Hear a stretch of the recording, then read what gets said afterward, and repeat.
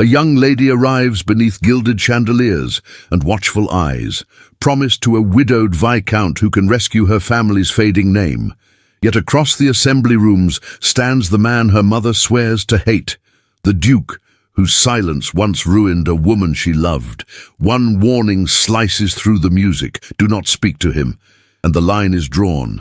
But secrets breathe in the shadows, and a past buried in shame rises to claim the present. Duty beckons, desire answers, and a single choice will set a heart and a city on edge. Tell me where you're listening from, and what do you love most about period romances? The scandal, the slow burn, or the second chances? Bath, England. The year is 1852. The morning mist clung gently to the honey-coloured stone of the Georgian facades, lending the air a softness that belied the sharp currents moving beneath society's polished surface. From the moment Zoe Harcourt's boots touched the cobbled edge of the Queen Square carriage stop, she felt it, the weight of purpose masked as civility, of ambition cloaked in lace and good manners. Her arrival had been orchestrated with precision. A modest but well-appointed lodging house had been secured on Brock Street, conveniently close to the pump room and the assembly rooms. Mrs. Clara Harcourt, ever draped in her dignified silks of widowhood, descended the carriage with the slow authority of a woman who remembered wealth and behaved as though it had never left her. Zoe followed, her gloved hands folded, her bonnet perfectly straight. She had been raised to walk with grace, to speak in measured tones, to pour tea with quiet elegance, and now to marry for salvation. Inside the pump room, the scent of mineral water hung in the air, mingled with rosewater and powdered hair. A string quartet played faintly from the alcove near the back, their bows rising and falling like murmured gossip. Zoe moved as her mother had taught her, with the precise confidence of a lady who knew she was being watched. And she was. The eyes of Bath's best-dressed matrons followed her every step, their gazes sharp behind feathered fans and mother-of-pearl lorgnettes. Her dove-grey walking dress, trimmed in white lace and paired with soft leather gloves, had been chosen not to impress, but to reassure, to suggest respectability, modest means, and an upbringing still untouched by desperation. She wore her late aunt's cameo at her throat, a subtle but deliberate signal of lineage. Her bonnet was trimmed with dried lavender and violets, carefully arranged by Mrs. Dunning before they'd departed London. They paused near the columned fountain, where widows and fortune hunters loitered alike, each sipping the warm, bitter water as if it might also restore reputations. A few ladies inclined their heads to Mrs. Harcourt. Most offered only cool glances to Zoe. She bore it with a soft half-smile, eyes downcast but unafraid. It was there that she saw him. He stood near the far window, half in shadow, facing the sun-dappled square beyond the glass. His silhouette was unmistakable, tall, straight-backed, dignified. Gabriel Wyndham, Duke of Ashbourne. The name still carried scandal like a trailing cloak. His presence was quiet but imposing, wrapped in a charcoal coat with a dark cravat knotted neatly beneath his collar. A silver-handled cane rested lightly in his right hand, though he did not lean upon it. His eyes, deep-set and unreadable from across the room, lifted only once, barely a glance, and yet Zoe felt it like a brush of wind against bare skin. Her mother's voice cut through the hum of conversation like a blade through satin. "You are not to speak to that man. Do you understand?" Zoe's gaze snapped back toward the fountain, but her heart, without permission, lingered by the window. "He is not to be acknowledged," Mrs. Harcourt continued, her voice low and urgent. "Not in this city. Not in any." Zoe said nothing. She had heard the stories, that he had seduced a gentlewoman and left her ruined, that his silence had been as damning as any confession, that he had once turned down an advantageous match to live in seclusion, surrounded by war veterans and working-class charity cases, all whispers, never confirmed, and yet even the hint of impropriety was enough to place a man beyond redemption in polite society, unless, of course, he held a dukedom. Then he was simply avoided. By the time the sun dipped behind the crescent and the gas lamps flickered to life, Bath had begun its evening transformation. Ladies emerged in silks and taffetas, their gloves pressed, their jewels glittering just enough. The Harcourts were no exception. Zoe descended the stairs of their lodgings in a periwinkle silk gown with a fitted bodice and a lace-trimmed Bertha neckline. Her hair had been styled into a low chignon, with soft curls brushing the nape of her neck. She wore the same cameo as before. Familiarity, her mother had insisted, bred comfort in others. The assembly rooms were alight with chandeliers and soft candle smoke, the music rising in delicate, hopeful waves. Conversations overlapped like satin layers, and laughter punctuated the air with measured delight. It was not joy, it was theatre. Zoe stood at her mother's side, her posture impeccable. Her name was whispered into the ears of those who mattered, those who would report it to Viscount Edgar Latham.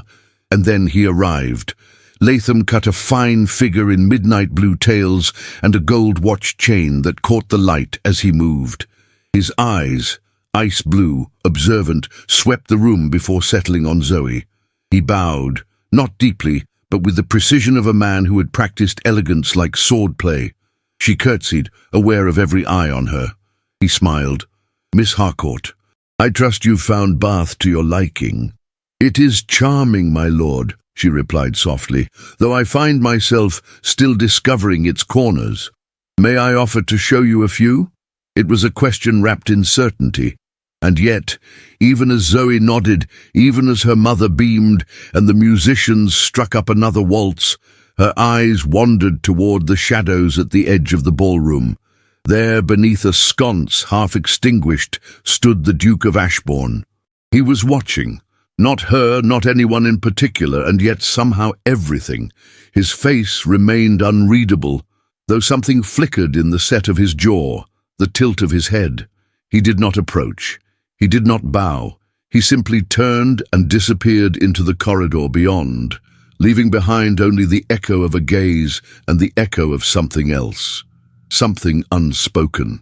And just like that, the line had been drawn. The morning after the assembly rooms unfolded with quiet elegance, as the mist receded from the slate rooftops and the streets of Bath stirred to life. A light breeze carried the scent of damp stone and lavender from the terraced gardens along Great Pulteney Street, where ladies in pastel walking dresses strolled under the watchful gaze of their chaperones. Carriages clattered gently over the cobbles, and shopkeepers opened their doors with slow, deliberate motions, aware that the season had begun and that every bow, every smile, every whispered greeting might reach the ears of someone powerful.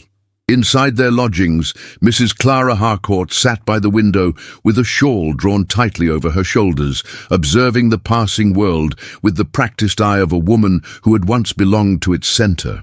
The newspapers had not yet mentioned Zoe's name, but that did not matter. In Bath, reputations were spun not by ink, but by whispers. "You must wear the lilac silk today," Mrs. Harcourt said without turning. "It lends a softness to your complexion. Viscount Latham is expected at the charity musicale. We shall be seated prominently." Zoe, seated at her dressing table, gave no protest. Her eyes rested on the cameo at her neck, her aunt's likeness worn like a talisman. The lilac dress awaited her on the folding screen, a gown of demure charm, with lace at the cuffs and a modest neckline edged in white ribbon. It was beautiful in a way that did not call attention to itself, precisely what her mother intended. That afternoon, the hall of the Widows' Relief Society was transformed. Chairs were lined in perfect rows, the scent of beeswax polish still clinging to the wooden floors. A harp stood at the center beside a violinist tuning her strings, and the air buzzed with anticipation.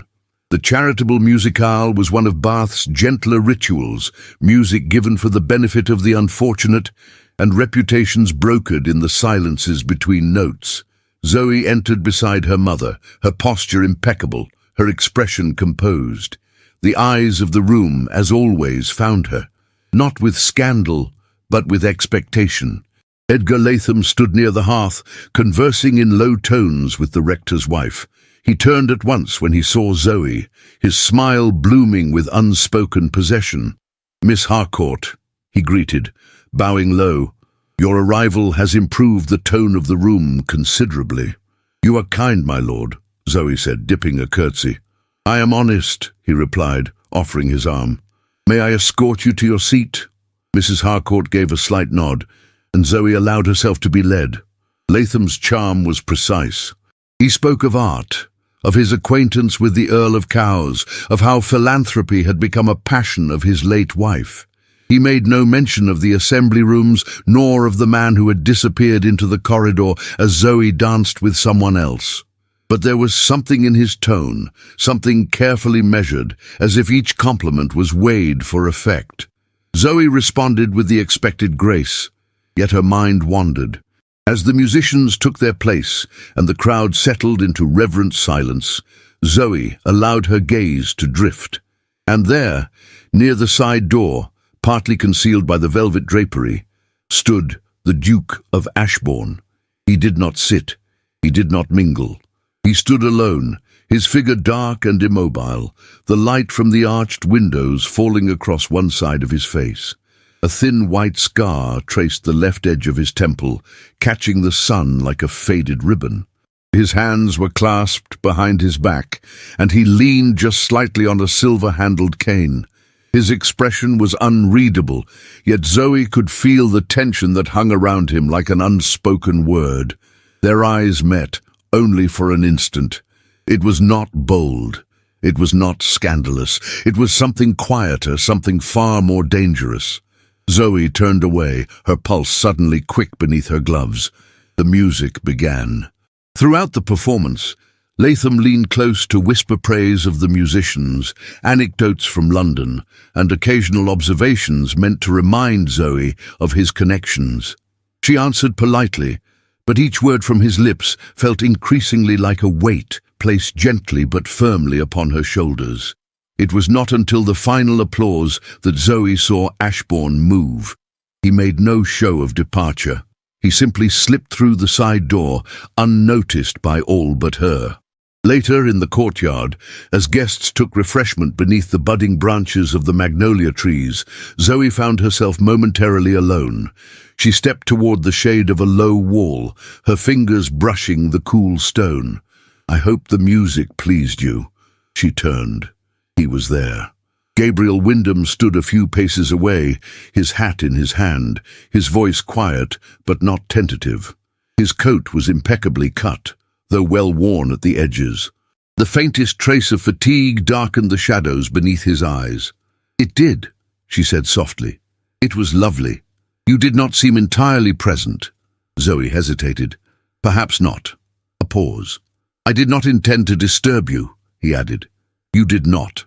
Her voice caught slightly, and she steadied it. "You merely stood too near the music." He inclined his head slightly, a ghost of a smile passing his lips. "I have grown used to listening without entering the room." She studied him then, not as society had described him, but as he was before her, tall, composed, reserved. A man with scars he did not advertise, who neither sought redemption nor flinched from the weight of his past. "Your Grace," she began, but he interrupted gently. "I believe we are not to speak." Zoe's breath stilled. "So I've been told." His eyes held hers, steady as iron. "Then let us say that we never spoke, and that the silence said everything." He bowed then, not theatrically but with gravity, and stepped back. She watched him disappear once more, each step measured, each movement controlled. The cane clicked softly against the flagstones, and then he was gone. "Zoe." She turned quickly. Mrs. Dunning stood at the garden's edge, her expression calm but knowing. "You saw," Zoe said. "I did." "Say nothing." Mrs. Dunning's eyes softened. She approached, taking Zoe's arm as they walked slowly beneath the flowering boughs. "There are many ways a man can control a woman," the widow said gently, "some with fury, some with flattery, and some with silence. But never forget, Zoe looked up, her lips parting. "A man who tells you how to speak," Mrs. Dunning finished, "will one day tell you when to be silent." The words settled between them, warm and heavy. Zoe said nothing, but something inside her, something tightly held, began to shift. That evening, the lamps of Bath glowed like distant stars reflected in puddles left by the afternoon rain. Inside the Harcourt parlour, Mrs. Clara Harcourt praised the musicale's success and spoke of Latham's manners with open delight. Zoe nodded at the appropriate moments, her hands resting in her lap, but her thoughts were elsewhere, on the scar that caught the sun, on the voice that spoke without intrusion, on the look that had held no demand, no judgment, only recognition, and on the silence that had said everything. The third morning in Bath broke with a sky of pewter grey, the clouds heavy with promise of rain. A hush seemed to settle over the city, as if even the air had grown cautious, listening, waiting. Inside the Harcourt lodgings, Zoe sat alone in the morning parlour, her gloves folded neatly beside her, her needlework untouched on her lap. She had tried to focus on the hem of a handkerchief, but the thread refused to follow her will. Her mind wandered, restless, uncertain, and no stitch could tame it. The knock came lightly, as it always did, followed by the housemaid entering with a tray. On it rested a crystal vase, brimming with pale roses, edged in blush. Zoe's heart skipped, not because of the flowers, but because of what lay beside them, an envelope, unsealed.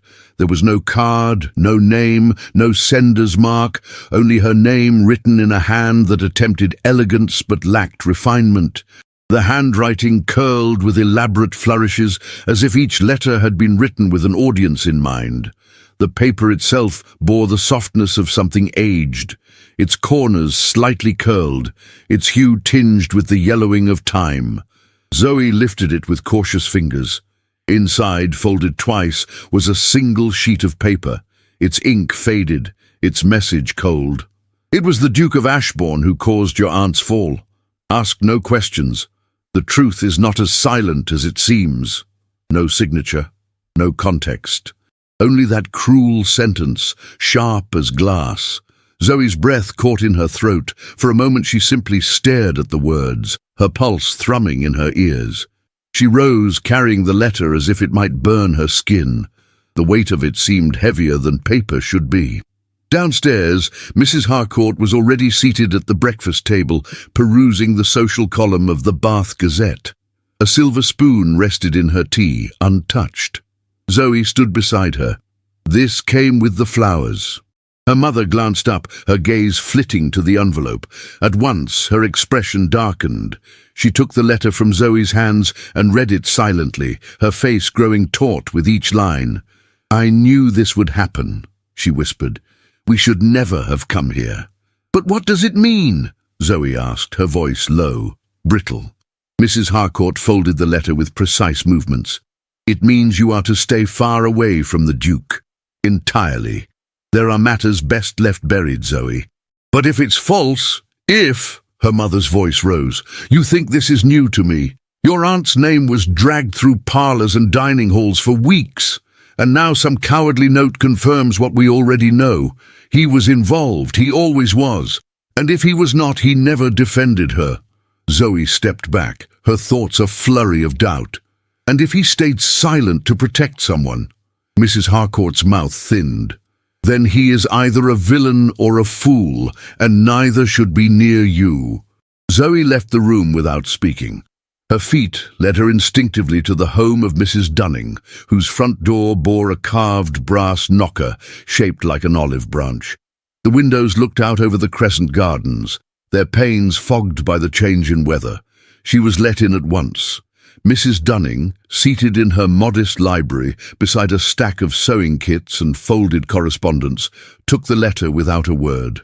She unfolded it, examined the paper, the ink, the curl of the handwriting. Her brow furrowed. "This is meant to look old," she murmured. "But look here, the watermark, see that emblem?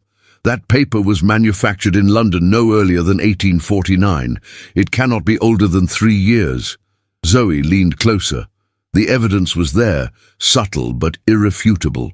"And this flourish," Mrs. Dunning continued, pointing to the exaggerated H in Harcourt. "It is oddly familiar. I've seen that same curve in another hand this week." Zoe blinked. Then it came to her. Latham. In his note of apology for being late to the musicale, he wrote my name almost the same way. Mrs. Dunning looked up sharply. "Are you certain?" Zoe nodded.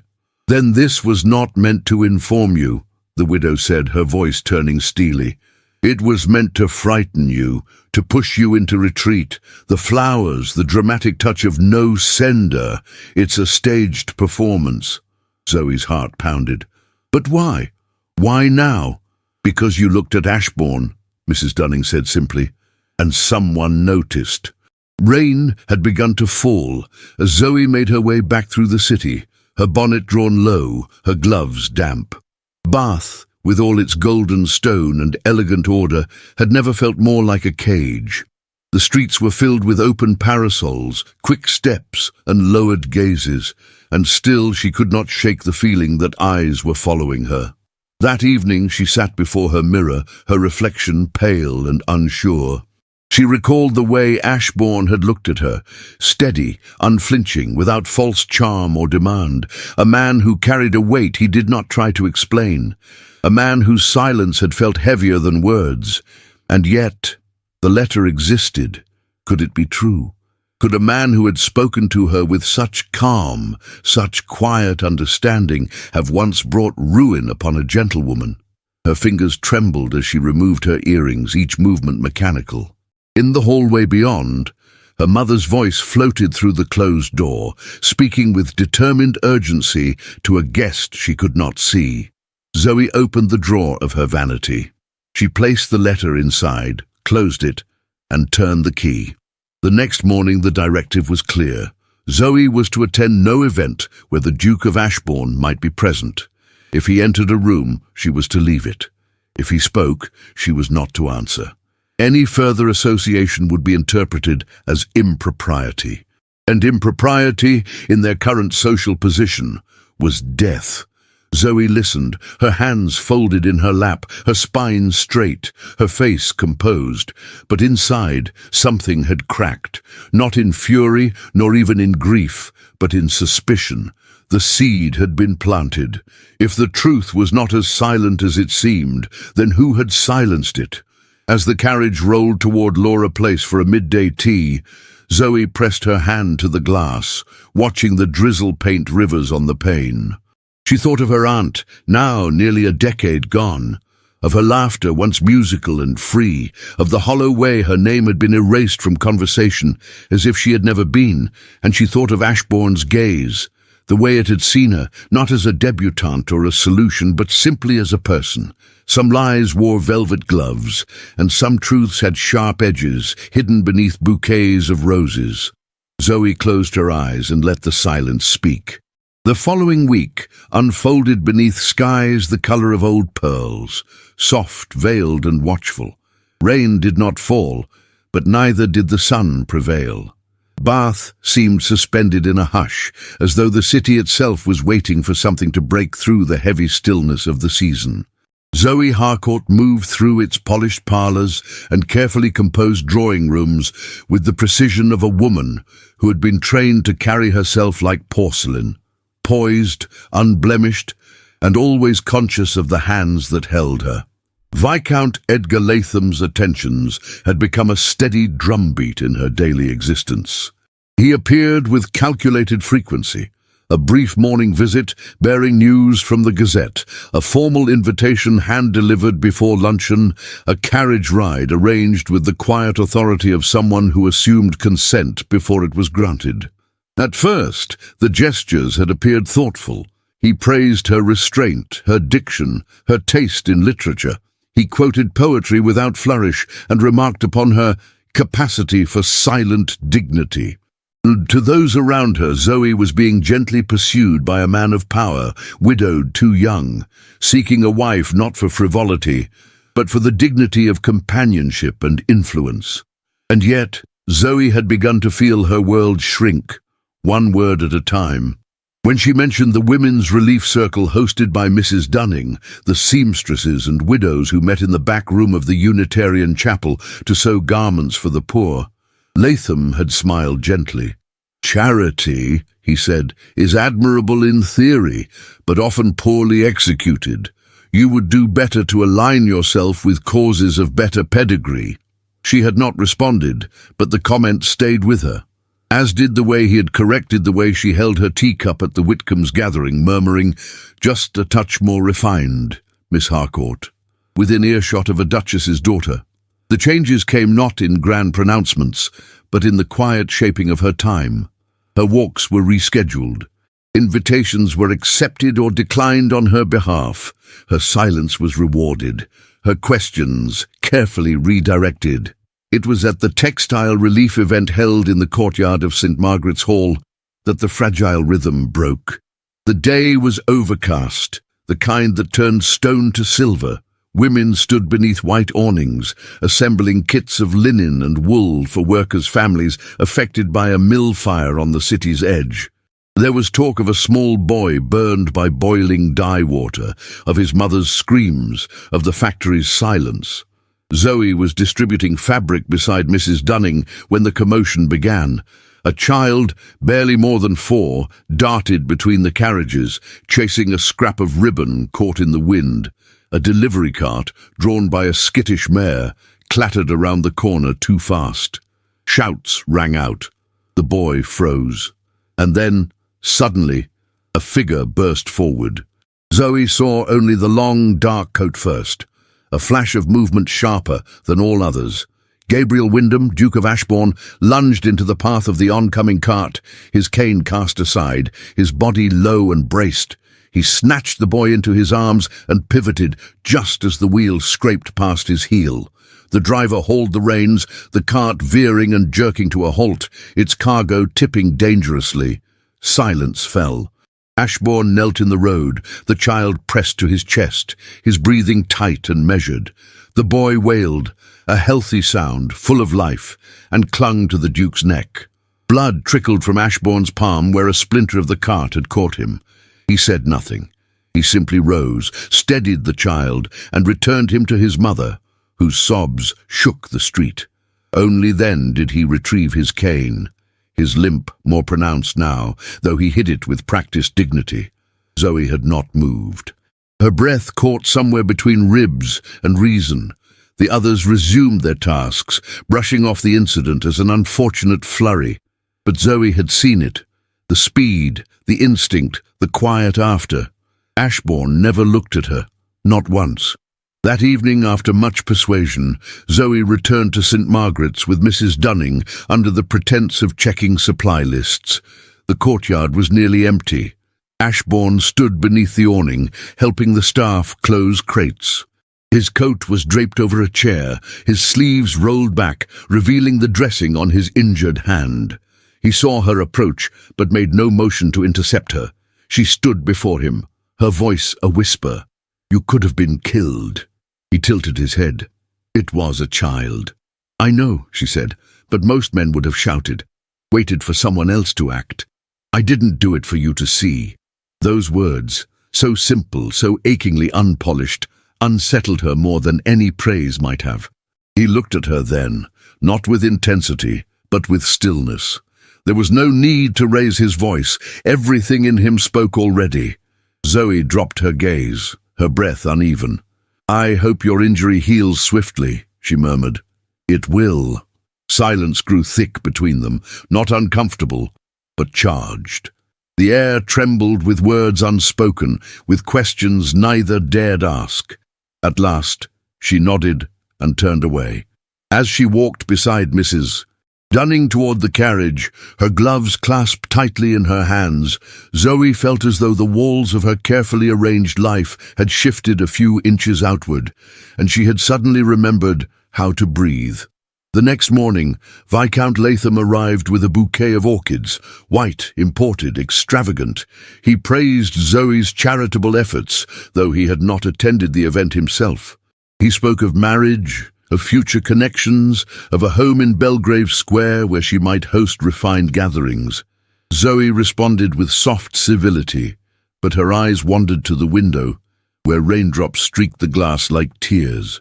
Later that day, her mother read aloud from a letter detailing the guest list for an upcoming garden party. "You shall wear the blue silk," Mrs. Harcourt said, "and keep near the Lathams. They've offered you every courtesy. It's time you did the same." Zoe nodded, but the words pressed against her like velvet chains. The gown, the orchids, the compliments, they were all part of a design, a careful, beautiful trap. And though she had not spoken the words aloud, her soul began to whisper them in defiance. "I am not porcelain. I am not to be arranged." And the man who saw the child before he saw the crowd had never once asked her to be less. The rain had passed, leaving the stone of Bath glistening as though the city itself had been polished by sorrow. Morning light slipped through the high windows of the Harcourt lodgings, pale and trembling, as if uncertain it had permission to enter. Zoe stood before the mirror in her room, her hands resting on the small table, her breath shallow. Her reflection stared back with more resolve than she felt, yet it was there, nonetheless. A footman arrived shortly after the clock struck 10. He bore no seal, no crest, only an envelope of simple cream paper. Inside was a note, handwritten in a style she recognized at once.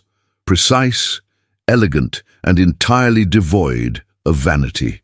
"Miss Harcourt, if you would allow me 10 minutes of your time, I shall be walking the eastern colonnade at 11. I shall not linger beyond that hour.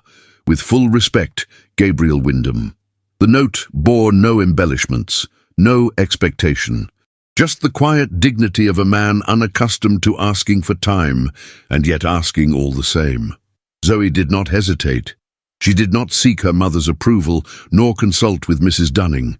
She simply dressed with care, choosing a slate blue walking gown with a modest collar and fitted sleeves.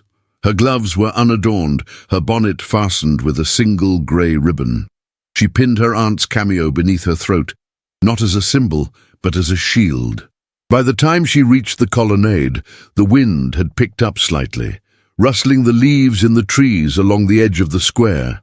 Stone columns lined the path in solemn rows, casting long shadows that danced and retreated as clouds shifted overhead. It was a public place, and yet, in that hour, it felt set apart from the world, as though time had paused to listen. He was there, waiting near the central arch. No one stood beside him, and yet he did not appear alone. The air around him carried weight. Unspoken truths, regrets unburdened, the gravity of a life lived in silence. Gabriel Wyndham removed his hat when she approached. His coat was dark, his posture straight, despite the ever-present stiffness in his gait. His expression bore the same calm restraint she had come to recognize, not coldness, but a deliberate gentleness, forged in a crucible far older than vanity. "Miss Harcourt," he said quietly, "thank you for coming." She inclined her head. "You asked with courtesy. I could not refuse that." A faint smile flickered at the corner of his mouth. "I have never been a man of many explanations. Most of the time, I have found that people prefer their version of events. And yet, you summoned me. Because I sense that you are not like most people." He gestured toward the far end of the colonnade, where the wind softened and the sun slanted through the columns in streaks of gold. They walked together slowly, their footsteps muffled by the flagstones beneath their feet. "I assume," he began, "you received the letter." Zoe glanced at him. "I did. I imagine it said nothing new. It said enough to raise questions. And questions, I've found, often lead to truths no one wishes to speak aloud." He was silent for a moment. Then, with a sigh, he continued. "Years ago, before your aunt left London for Bath, she came to me with a request. A young couple she had taken under her protection, friends of a family fallen into disgrace, had become entangled in a scandal, the sort that ruins names, closes doors, and marks a woman for the rest of her days." Zoe's steps slowed. "She asked if I could intervene," he said, "discreetly. Their families would disown them. The man's prospects would vanish. The woman's reputation had already begun to fray. "And you?" she asked, voice low. "I stepped forward," he replied. "I allowed the story to bend toward me. I let them believe it was I who had taken liberties, who had acted without honor. I did not protest when your aunt's name was dragged with mine. I remained silent." Zoe stopped walking. The sunlight fell across her bonnet, casting a warm glow on her face. Why?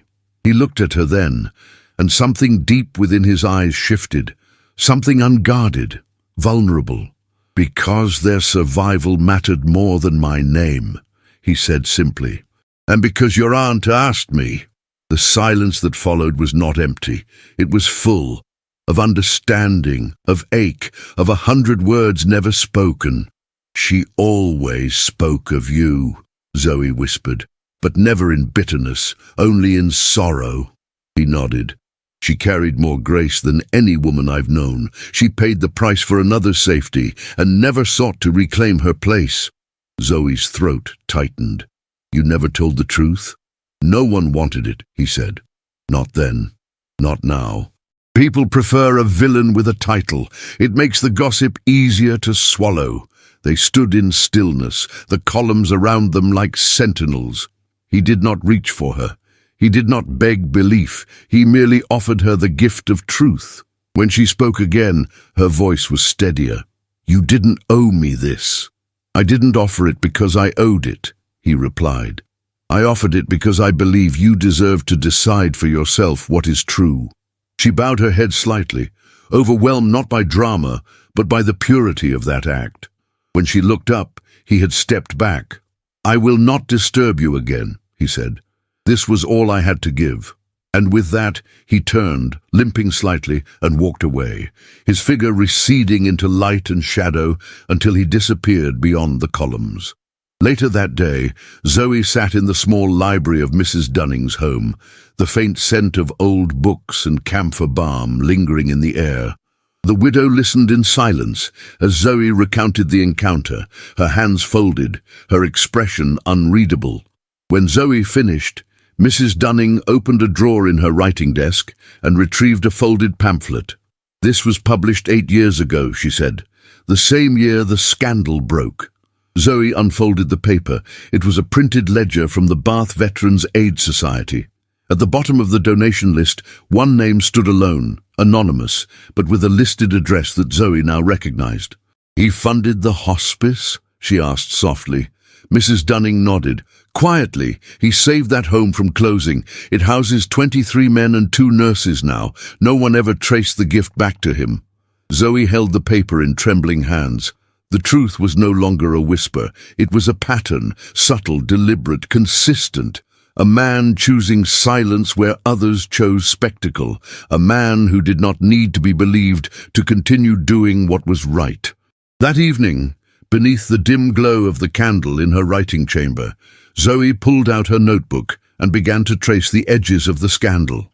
Guest registries, delivery records, subscription lists. She remembered the forged letter, the one that had arrived with the roses, and how its seal had seemed oddly familiar. The thought led her to the library on Queen Square.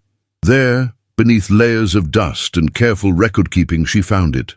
A document signed by Viscount Edgar Latham. His signature was impeccable. His seal, pressed beside it, was the same generic stamp used on the letter meant to destroy Ashbourne. Zoe stared at the page, her breath catching. The truth had always been there, hidden in plain sight, and now she would no longer close her eyes.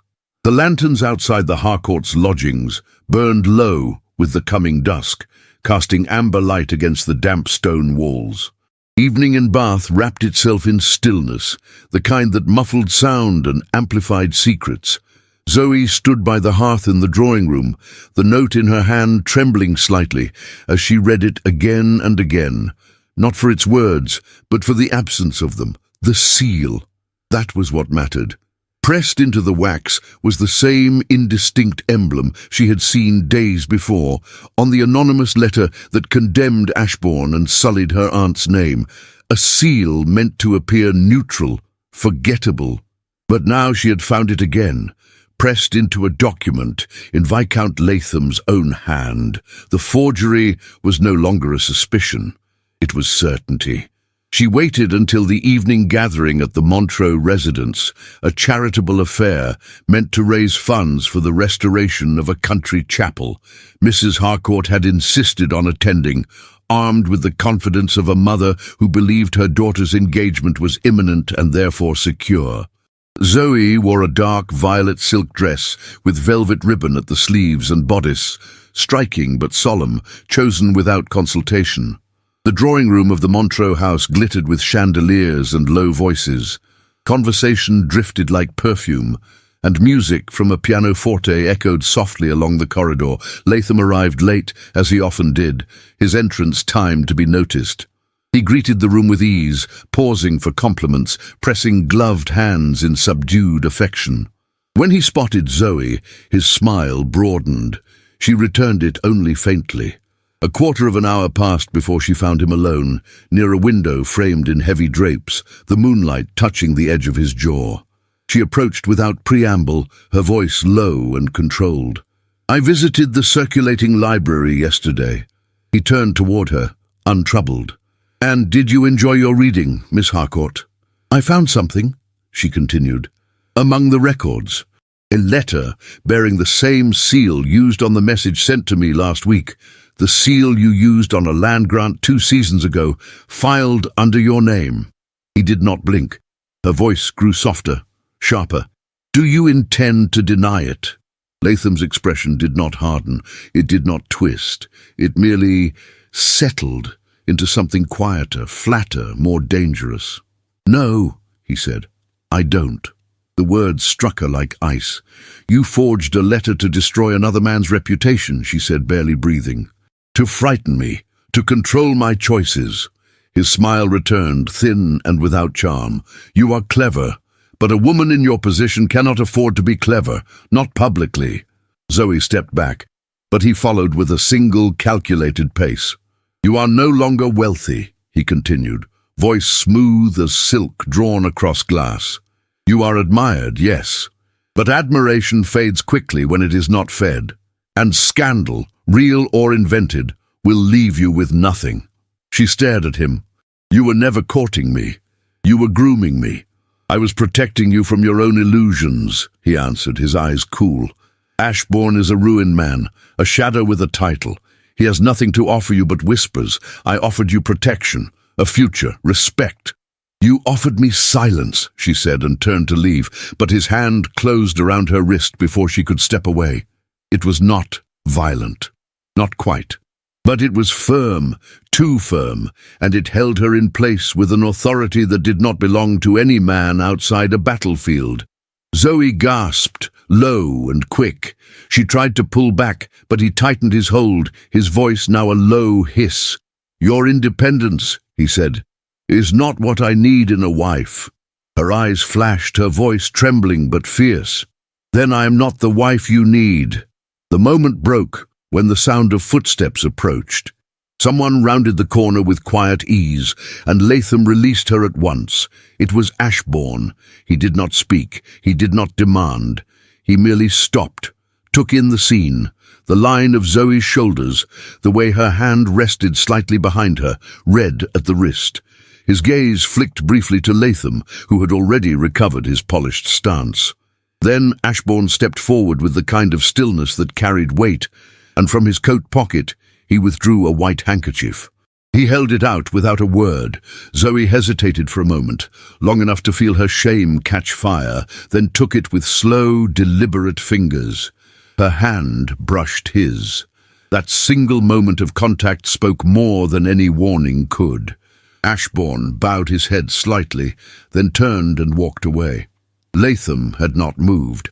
Zoe said nothing more. She left the gathering with her mother shortly after. Mrs. Harcourt noticed nothing, only that Zoe's face was paler than usual and that she did not speak during the ride home. She interpreted this as modest reflection on the attention she had received. By the time they arrived at the lodgings, she was already drafting a list of guests for a formal announcement. In the drawing room, under the flicker of candlelight, Zoe unpinned her gloves. and sat in silence. Mrs. Harcourt stood at the mantel, arms crossed. "You are to be engaged within the fortnight," she said. "The Viscount has offered every assurance. The date must be set before gossip interrupts what we have worked for." Zoe raised her head. "There is no we, Mother. You worked for this." Mrs. Harcourt turned sharply. "You would throw away everything for a man with no standing, for someone the world has already forgotten?" "No," Zoe said softly. "I would throw it away for myself." Her mother's eyes narrowed. "That is the most selfish thing I've ever heard you say." Zoe stood. "Then perhaps you've never truly listened." She left the room then, her steps echoing down the hall. In her chamber, she sat at the writing desk and stared at the handkerchief Ashbourne had given her. It was plain white linen, clean, folded neatly. A gentleman's handkerchief. No crest, no initials, just kindness. Her wrist ached slightly, and she lifted her sleeve to reveal the bruise forming beneath the skin. Not dark, not yet, but it would deepen. She traced it with her fingers and felt something within her steal into place. The mask had fallen, not his, hers, and she would not wear it again. The night had not lifted. Dawn trembled at the edge of the horizon, uncertain, shivering behind the low mist that curled over the rooftops of Bath. The streets were quiet, damp with dew, their silence broken only by the faint creak of wooden wheels or the distant cry of a coalman beginning his route. Wrapped in her wool cloak, Zoe Harcourt stepped out before the clock struck 6, her breath rising in soft clouds before her. She did not wake her mother. She left no note. She took nothing with her except the truth she could no longer carry in silence and the memory of a bruise still fading on her wrist. The convalescent hospital stood on the outskirts of the city, just beyond the elegant crescents and manicured gardens. It was a modest building of pale stone, weather-worn and dignified.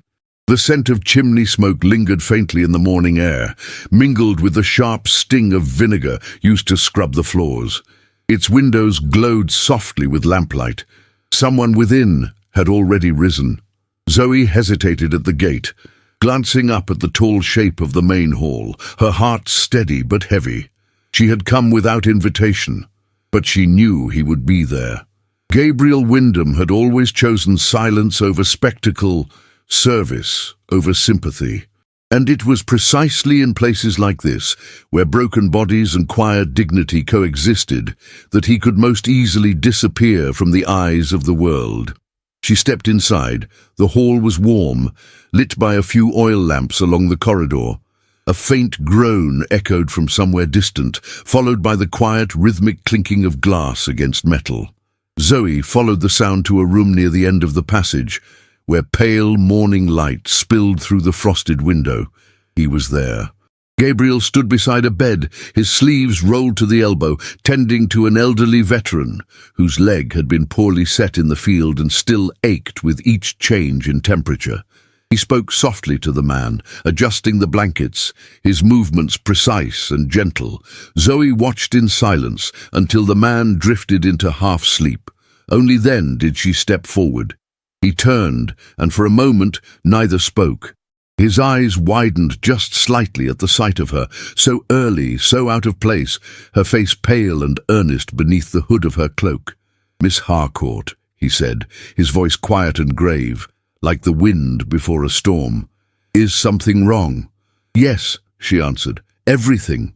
He guided her toward a small side room, sparse but warm, with a kettle steaming gently in the corner. There was a single chair, a table, and no pretense of comfort, only usefulness. Zoe stood, unwilling to sit, her hands clasped before her. "I came because I have no more room for lies," she said. He did not interrupt. He watched her with the patience of a man who had stood at gravesides and heard confessions with no expectation of absolution. She told him everything. The letter, the seal, the orchids, the bruising grip near the balcony, the warning spoken like a threat, the way Latham had looked at her, as if she were a piece to be placed and held.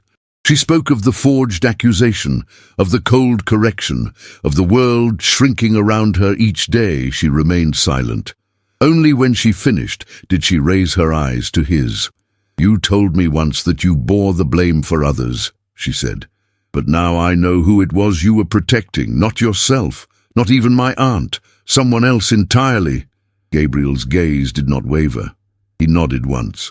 "She was young," he said softly, "and desperate. Her name was Margaret Wells then. Now she's Margaret Elstone, head matron here." Zoe's breath caught. "She works here." "For the past 6 years," he confirmed.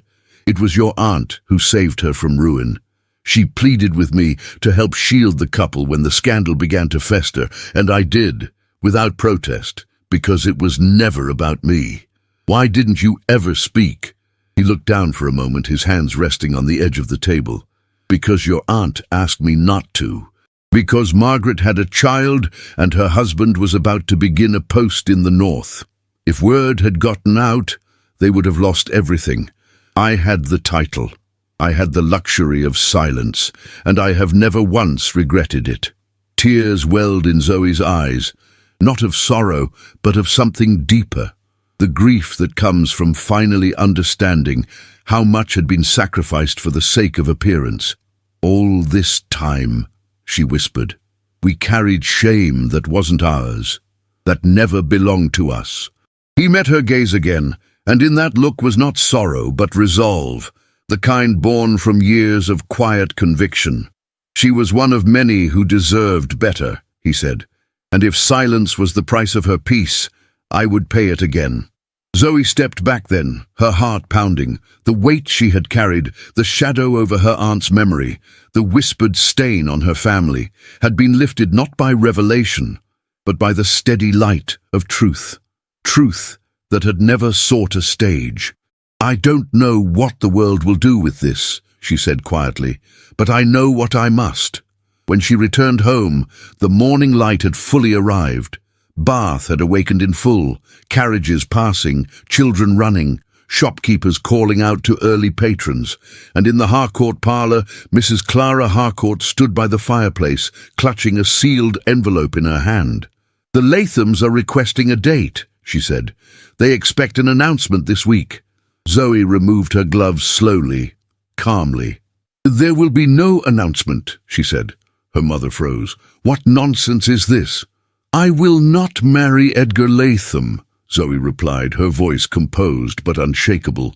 "I will not marry a man who tries to break others to keep them obedient." Mrs. Harcourt paled. "You are jeopardizing everything. You will destroy what little we have left." "I would rather have nothing than live as someone I'm not." Mrs. Harcourt's lips parted in protest, but no words came.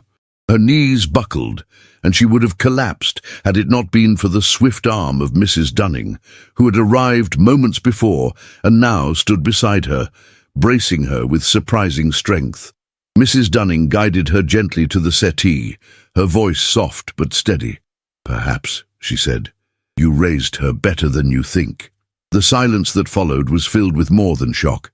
It was filled with the birth of something new, a woman stepping fully into herself, a mother confronting the limits of her ambition, and a household that had for too long traded its truth for social survival. Later, Zoe sat alone in her room, the dawn's light now gold against the glass. Her fingers rested on the edge of her desk, beside the folded handkerchief Ashbourne had once offered her. It bore no crest, no initials, only the memory of a man who had stood beside her, not to rescue, but to witness. She did not know what would come next, but she knew with absolute clarity that it would be chosen by her. The first true warmth of spring had crept into the air, but Zoe Harcourt felt none of it. In parlours and tea rooms, in lace-trimmed corners of drawing rooms scented with orange blossom and scandal, her name drifted like perfume gone sour, not shouted no, but whispered, repeated in low voices behind fans, embroidered with lies and polished with innuendo. She refused him. After all that, she embarrassed her mother. "I heard she struck him." "No, worse, she spoke back. Uninvited from luncheons, left off guest lists, eyes averted in the Crescent Gardens where once greetings had flowed freely, Zoe found herself slowly erased, not violently but carefully, like chalk smudged from a slate. Society was not cruel in overt ways. It was cruel in its refusal to acknowledge you had ever belonged. And still, she stood. Each day she walked through the streets with her spine straight and her eyes steady, dressed plainly but with purpose. Her gloves were clean, her bonnet tied without vanity, and her presence declared something wordless but unmistakable. You will not silence me. At the convalescent hospital, she delivered fabric herself, stayed to mend, to read, to listen. She spoke with Margaret Elstone, the woman once hidden behind her aunt's disgrace, and learned the shape of a life rebuilt on quiet courage. In that small, austere office where the ledgers were kept and tea was boiled on an iron stove, Zoe made a decision. She would not reclaim her name through whispers. She would reclaim it with facts, with records, with truth. And so, over the course of a single determined week, Zoe organized a formal gathering under the pretense of transparency. The Widows' Relief Society was overdue for a financial review, and the Seamstresses' Circle, long dismissed as a sentimental project for unwed ladies, would show what it had truly accomplished. Invitations were written in her own hand and delivered to patrons of influence, respected matrons, military widows, merchants' wives, and a few titled women known for their fairness. They came out of curiosity at first, some out of pity, and a few because beneath the layers of gossip there lingered a flicker of admiration. The event was held in the assembly hall adjacent to the chapel on Walcott Street. It was not elegant. The floors creaked. The pews had been moved aside to make room for trestle tables. But sunlight poured through tall windows, warming the ledger books spread open, the charts, the fabric samples neatly labelled with the names of recipients. Zoe stood at the head of the room, flanked by Mrs. Dunning and Margaret Elstone. She wore no jewels, no embroidery, only a dove-grey gown with a high collar and her aunt's brooch pinned at the centre of her throat. Her voice, when she began to speak, was quiet, but each syllable carried weight.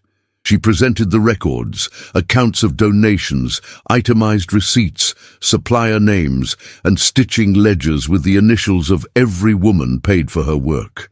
She read aloud testimonials from recipients, widows, orphans, factory girls, whose names would never appear in society papers, but whose survival had been sown by those now dismissed as idle ladies.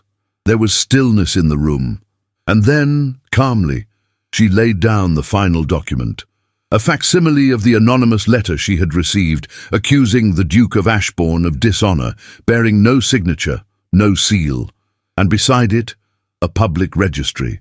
A property transfer dated 3 years prior, filed by Viscount Edgar Latham, bearing the same wax seal. Identical in shape, texture, and absence of identifying mark. Zoe spoke plainly. She did not accuse with heat. She offered what could be seen, touched, compared. This, she said, was meant to frighten me into silence, to steer me away from a man who refused to control me, and toward one who required obedience to grant protection. There was no cry of outrage, only a long-waited pause. And then, from the back of the room, a figure stepped forward, Margaret Elstone. She said nothing. She merely nodded once, her chin lifted in the stillness.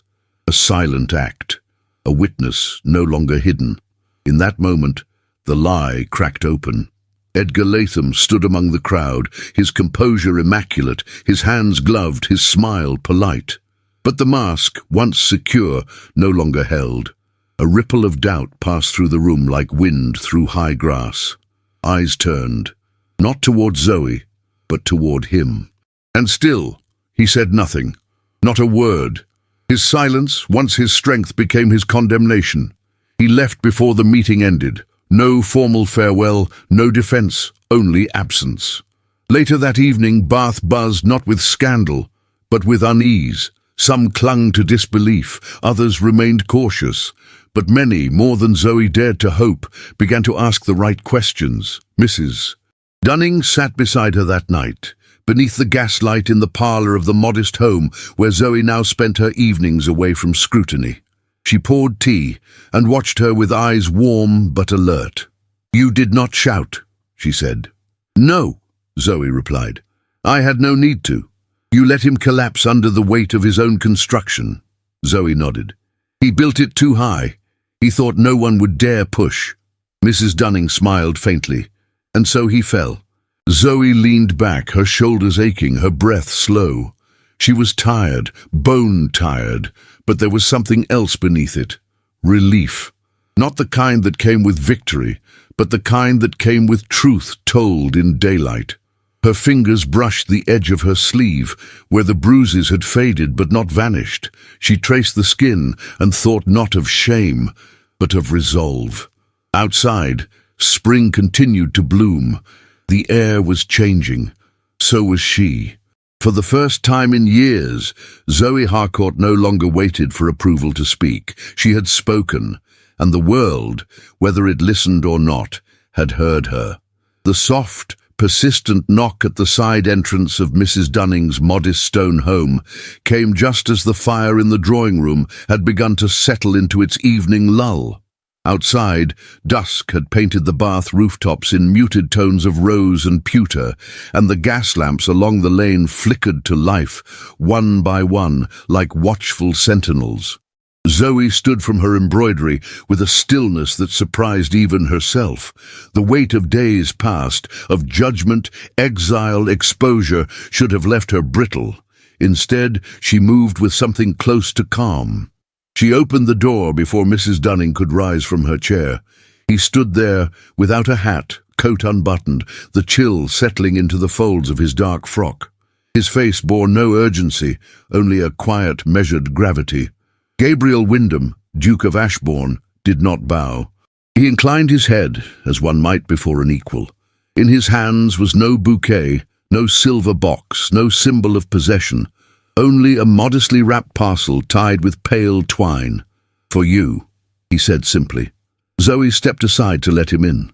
The light behind her caught the edges of his profile, the faint scar near his temple, the lines etched gently into the corners of his mouth by silence, more than age. He walked with his cane, though less heavily than before, as if his burden had shifted to something no longer physical. In the drawing room, he placed the parcel on the table between them and removed the twine with slow precision. Beneath the paper was a worn leather volume, The Pilgrim's Progress, annotated in fine, looping script. Inside the front cover, a name Zoe had not read in years bloomed in familiar ink. Agnes Harcourt, her aunt's book, her marginalia. Her pressed violet, now delicate and faded, but miraculously intact. Zoe's breath caught, not from surprise, but from the gentle ache of recognition. "I found it among a stack of donations at the hospital," Ashbourne said. "It had been misplaced, years ago. When I opened it, I knew it belonged with you." Zoe traced the edge of the page with her fingertips. "She read this aloud to me, on evenings when my mother was in London, when everything felt—" She looked up, the emotion forming a knot in her throat. She said, "We all walk through valleys, but we must never mistake the valley for the end of the path." Ashbourne met her gaze. "Your aunt was a woman of extraordinary strength. She paid dearly for her mercy." Zoe closed the book gently and lifted her eyes. "And you bore the cost with her." There was a pause, filled not with discomfort, but with understanding. "I didn't come to ask for your hand," he said at last. "That would presume you owed me something. You do not." Zoe said nothing. "I came to ask," he continued, voice steady, "if I might walk beside you. Not ahead, not behind, simply beside." For a moment, there was no sound but the crackle of the fire and the faint murmur of the street beyond the shuttered windows. Zoe stood. She stepped closer, not with haste, not with theatricality, but with purpose. "I won't be owned," she said, "not even in affection." His lips curved, not in triumph, but in respect. "I would not dare try." She extended her hand. He took it, not to lift, not to kiss, but to hold, as one would hold something sacred, not because it was fragile, but because it mattered. And so it began. Not a courtship of possession, but of restoration. They sat by the fire a little longer. Mrs. Dunning returned briefly with a tea tray, and upon seeing them said nothing, only offered a knowing smile and set down the china with the care of someone who had waited a long time for this moment to arrive. Ashbourne did not linger. He left as the street lamps were being trimmed and the first stars slipped silently into the sky. When Zoe returned upstairs to her modest room, still holding the book, she found her mother waiting. Clara Harcourt sat in the armchair by the window, her shawl draped loosely around her shoulders, hands folded in her lap. Her face was pale, thinner than it had been in London, with a tightness at the corners of her mouth that had long served as a shield. But tonight it had softened. "I remember when Agnes read that to you," Clara murmured. "I thought it filled your head with nonsense. I wanted you to focus on proper French, not pilgrims and allegories." Zoe smiled faintly, setting the book on the side table. "You never said so." "I didn't say many things." Her mother's voice cracked. She pressed her fingertips together, then looked up. "There was a time I wanted to paint, before I married your father, before I knew the cost of being a woman with hopes." Zoe's heart paused. Her mother had never spoken this way, not of dreams, only of expectations. "I gave it up," Clara said, her voice quieter now. "One must give things up, Zoe. That's what I was taught." "But not everyone should," Zoe replied gently. Clara looked at her daughter for a long moment. "You're stronger than I was, and I was so afraid that would ruin you. I see now it might be what saves you." She rose with care and kissed Zoe's forehead, a rare, quiet gesture that held no instruction, no demand, only a kind of surrender. "I'll let you rest," Clara said. "Tomorrow is yours." When she had gone, Zoe sat on the edge of the bed and opened the book once more. The violet rested between the pages, as if time had bowed around it. She thought of the choices that had led to this night, of the lies that had crumbled, the truth that had survived, the dignity that had cost so much and still endured. She was not rescued. She was not rewarded. She was simply free. And in that freedom, something beautiful had begun. Not a fairy tale, but a life. Outside, Bath slumbered beneath the watchful stars. But within one modest room, lit by the faint glow of embers and memory, a new story quietly unfolded. Not in declarations, not in vows, but in the simple unspoken promise of two hands reaching, meeting, and remaining. Spring settled over Bath with a gentleness that felt earned. After so many months of silence, storm, and whispered judgments, the city seemed to inhale once more, filling its lungs with sunlight, jasmine, and the golden hush of renewal. Blossoms burst along the royal crescent, and the River Avon shimmered under skies that no longer threatened rain. On a bright morning thick with the perfume of lilacs and laundered linens, the pump room stirred earlier than usual. Patrons gathered not out of habit, but anticipation. Whispers circled like ribbons around the colonnades, twisting through the columns and catching on the hems of silk skirts and walking coats. She came without fanfare. Zoe Harcourt stepped into the light of late morning, not in morning grey or the icy blue of debutantes, but in periwinkle silk that shimmered subtly with each breath of wind. Her gown bore no frills, no trains designed to sweep or silence, only a graceful cut that moved as she moved. The brooch that had once belonged to her aunt lay pinned at her collar, gleaming softly like a memory honoured and held. She wore no veil. Her hair was simply arranged, and her gloved hand rested calmly on the arm of the man beside her, the Duke of Ashbourne. The room fell quiet, not from scandal, but reverence. It was not the hush of disapproval that had once followed them, but the stillness that comes when something long awaited, quietly doubted, finally takes form. Ashbourne offered no bow nor boast. He stood at Zoe's side like a man who knew his place at last, not before her, not behind her, but beside. They did not speak much during the visit, nor need to. A few women offered polite smiles. One elderly gentleman inclined his head with a glint of memory in his eye. As they passed the musicians, the cellist gave a nearly imperceptible nod. The world, it seemed, had chosen to remember differently. Later that afternoon, in the sun-warmed chapel of St. Swithin's, far from London invitations and embroidered gossip, the ceremony took place. The pews were not full, but those who came mattered. Mrs. Dunning arrived early, dressed in a lavender pelisse, and seated herself proudly in the front row. Margaret Elstone came too, now serving as matron of the convalescent hospital, her presence silent but eloquent. And Clara Harcourt, though she had not voiced consent in words, wore a lace shawl Zoe had once mended for her and carried a sprig of rosemary in hand, a symbol of remembrance and perhaps of letting go. The officiant spoke simply. No lofty sermon, no elaborate sermonizing. Just two people who had already endured their vows in silence and sacrifice, now choosing to make them known. Zoe's voice did not tremble. Ashbourne's hand did not waver. When they turned to face the small gathering, the applause was not loud, but it rang with meaning. Afterward, there was no grand reception. Instead, they hosted a quiet gathering in the garden of Mrs. Dunning's home, where lemon cake was served alongside spiced tea, and the breeze carried the scent of daffodils and new beginnings.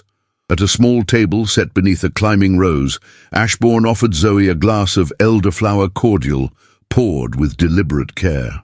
"Are you certain?" he murmured as he leaned close. "This is the path you wish?" Zoe took the glass, but her eyes remained on his. "I chose it long before you asked," she replied. "This is not a rescue. It is a return."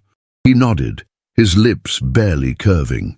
"This time," he said, voice low and steady, "I will let the world speak." Zoe's smile was quiet but certain. "Let it speak. I am not afraid anymore." In the days that followed, their presence together in Bath became less novelty and more expectation. Ashbourne was seen accompanying Zoe to the expanded seamstress school, whose new wing bore no plaque with his name, only a simple sign above the door, the Harcourt Wing. Within, girls and women stitched not only garments, but futures. Zoe stood at the head of each class, instructing in both skill and dignity, always reminding them that silence was never a price they had to pay again. Mrs. Harcourt began appearing as well, at first with stiff posture and guarded glances, but soon with her sleeves rolled and her hands occupied, hemming garments, sorting bolts of fabric, and teaching French to those who asked. She never spoke of Latham again, nor of society's invitations which no longer arrived. In their place came something unexpected: peace. One afternoon, weeks after the wedding, Zoe found her mother seated beneath the open window, mending a torn cuff with neat practice stitches. "Did you ever think," Clara said, not looking up, "that I might still be useful?" Zoe set a cup of tea beside her. "I think you were always waiting to be needed differently." Clara gave a soft, brittle laugh. "Your aunt would be insufferably pleased." "She would," Zoe agreed. That evening Ashbourne came home with a parcel under his arm, an ink-stained notebook containing notes from the Veterans' Hospice. He placed it on the desk beside hers and kissed the side of her head without a word. They worked into the quiet hours, content in the harmony of shared purpose. They did not need to declare their love in every room they entered.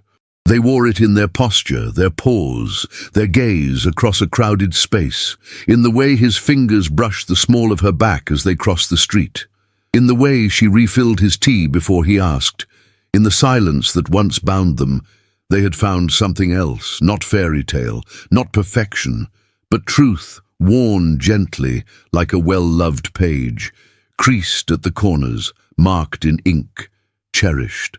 And so the Duke who waited did not stand above her, nor behind. He stood beside. As Zoe Harcourt, now Zoe Wyndham, walked forward into a world that had once doubted her, a woman born not of rebellion, but of quiet revolution. And she did not tremble, not now. She walked through spring like someone who had finally arrived. Bath, 1860. The city had changed, but not too much. The colonnades still stood, polished by time and footsteps. The steam still curled from the pump room's sacred springs, and the cobbled streets still echoed with the click of parasols and the turn of carriage wheels. But in the air, something was different. A softness had settled over the city, like linen bleached clean and hung to dry in summer sun. On a quiet afternoon in early autumn, a woman crossed Pulteney Bridge with a child's hand in hers. Zoe Wyndham no longer moved as someone awaiting permission. Her gait was certain, but unhurried. Her hat, wide-brimmed and trimmed with soft plum ribbon, shaded eyes that had seen too much to remain innocent and not enough to be bitter. Her dress was of modest wool, worn with grace, and her gloves bore small stitches, hand-repaired by choice, not necessity. Beside her walked a boy of 5 years, golden-haired and determined, his nose smudged with ink from the letter he had tried to write that morning. In his other hand, he clutched a book far too large for his satchel, The Pilgrim's Progress, dog-eared and loved. They turned on to Abbey Green, where the seamstress school had outgrown its original wing. Now it stood tall and bright, with students from widows' charities, veterans' families and local parishes, a mosaic of those once overlooked.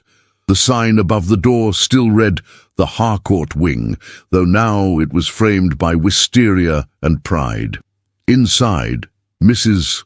Clara Harcourt taught French every Tuesday morning. She was greyer now, a little slower, but no less formidable in posture. The girls adored her not because she had softened, but because she had transformed. Her story, the woman who once feared change, who now embraced it, was taught beside grammar and stitching. In the back office, Zoe's desk overflowed with correspondence, letters from women who had started their own shops, requests from hospitals needing patterns for patient gowns, notes of gratitude, stories of hope, each sealed with ribbon, some with wax, a few with clumsy flowers pressed inside. And beside her name on every official letterhead in matching ink and size was another. Gabriel Wyndham, Duke of Ashbourne. He no longer limped, or rather, he no longer hid that he did. His cane remained, but more out of habit than need. The weight he had once carried in silence now served as foundation. His dignity was no longer somber, it had acquired a wryness, a warmth.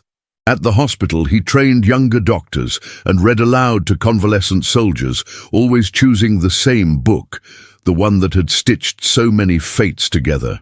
At home he was father and husband, roles he wore not as titles but as truths. Their second child, a girl of 3, had Clara's eyes and her Aunt Agnes's stubbornness. She had already decided she would never marry unless the man let her keep her paintbrushes. Zoe sometimes sat in the garden with her daughter asleep on her lap, sunlight sliding through the trees, and wondered how much of her old self would recognize this life. Would the young woman who had once trembled beneath her mother's rules understand the quiet contentment that now filled her lungs? Would she believe it could come without surrendering the fire within? Perhaps not. And yet, that was the beauty of it. The fire had not been extinguished. It had simply been given shelter. As for Edgar Latham, his name had vanished from social calendars. He had retreated to a country estate purchased under the name of a cousin. Rumours surfaced now and again about business failures, a ruined engagement, a letter traced to a political blackmail case. But no one mentioned him in polite company. Time had not vindicated him, nor punished him theatrically. Instead, it had erased his influence the way morning light dissolves mist, without violence, but with certainty. Mrs. Dunning, now in her 70s, no longer climbed stairs without help, but she still hosted Thursday tea. Her cane leaned beside Zoe's at every visit. When asked once if she regretted never marrying, she had laughed and said, "I was too busy trying to convince women not to marry the wrong men." She and Zoe often walked together near the Royal Crescent, watching young couples stroll as they once had, wondering which would brave the truth of love and which would settle for its appearance. On the anniversary of Agnes Harcourt's passing, Zoe read aloud from her aunt's annotated copy of The Pilgrim's Progress, her voice carrying into the still air of the chapel's garden, where a modest plaque now rested among the rosemary and violet. And every year on that same day, Ashbourne would come with a single bloom, never more than one, and place it beneath the stone. He would not speak. Zoe did not ask him to, for some debts are not to be repaid, only honoured. As twilight fell over Bath, the Wyndham household gathered near the hearth, the children curled on the rug, Gabriel polishing a brass lamp with quiet satisfaction, Zoe leafing through ledgers, smiling softly at a letter from a girl in Yorkshire who had opened her own tailoring shop. And then, as the fire settled into amber light, Zoe looked up. Gabriel's gaze was already waiting, not possessive, not seeking, just present, as it had been, as it would remain. For love, when forged not in fantasy but in truth, does not weaken with time. It becomes time's companion, and so their story, written in silence and scar, laughter and ink, loss and renewal, did not end. It simply continued, softly, deeply, without fear. What if the courage to begin again was the most radical act of love? Zoe Harcourt's journey wasn't one of grand speeches or perfect endings. It was one of quiet rebellion, of choosing truth over comfort, dignity over appearances, and love that stood side by side rather than love that demanded surrender. Through silences, stares, and small acts of defiance, she carved a life of her own making, proving that even in the most rigid of worlds, transformation is possible when we dare to ask, "Who do I want to be, truly?" This story reminds us that healing doesn't always come in applause or public victories. Sometimes it arrives as a pressed violet in a forgotten book, a whispered apology at the edge of night, or the steady hand of someone who sees all that we are and still stays. If Zoe's story touched something in you, if you saw your own strength reflected in hers, we would be honored to know. Write the word violet in the comments to let us know you stayed with us until the very end. Your presence here means more than you know. If you'd like to support the team that brings these period romances to life, you can leave a super thanks in the amount you feel comfortable with. Every contribution, no matter how small, is a thread in the fabric that keeps these stories alive. And if now isn't the time to give financially, sharing this story with someone who loves emotional, elegant storytelling is another beautiful way to help us continue. The more hearts we reach, the more stories we can tell. Don't forget to check out the other romantic tales I've left linked in the cards, stories filled with passion, redemption, and characters you won't soon forget. Thank you, truly, for being part of this story.